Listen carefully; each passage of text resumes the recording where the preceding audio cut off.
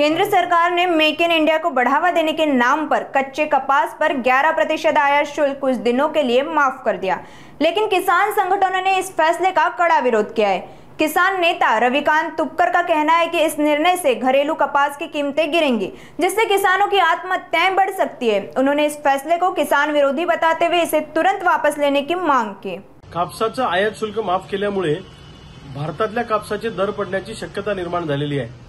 कारण या अगोदर जेव्हा आपण कापसाच्या गाठी परदेशातून आयात केल्या तेव्हा कापसाचे दर पडल्याचा इतिहास आहे आणि आता आयात शुल्कच माफ केल्यामुळे परदेशातून येणाऱ्या कापसाला आपण मोकळं रान करून दिलेलं आहे। त्यामुळे देशांतर्गत कापसाचे दर पडण्याची मोठी शक्यता आहे। वास्तविक पाहता कापसाचा उत्पादन खर्च यावर्षी प्रचंड वाढलेला आहे आणि उत्पादन मात्र तेवढ्या मोठ्या प्रमाणात येईल अशी काही शक्यता नाही। कारण एका बाजूला सरकारने आम्हाला मारले आणि दुसऱ्या बाजूनी नैसर्गिक संकटाने आम्हाला मारले। आता मोठ्या प्रमाणात पाऊस झाल्यामुळे तिथले कापूस उत्पादक शेतकरी अडचणीत आलेले आहेत आणि हा जो आयात शुल्क माफीचा निर्णय आहे हा शेतकऱ्यांच्या मुळावर उठणार आहे। त्यामुळे कापूस उत्पादक शेतकऱ्यांच्या आत्महत्या वाढण्याची शक्यता नाकारता येणार नाही। आत्महत्येच्या दिशेने शेतकऱ्यांची पावलं पडली तर कुणाला नवल वाटायला नको।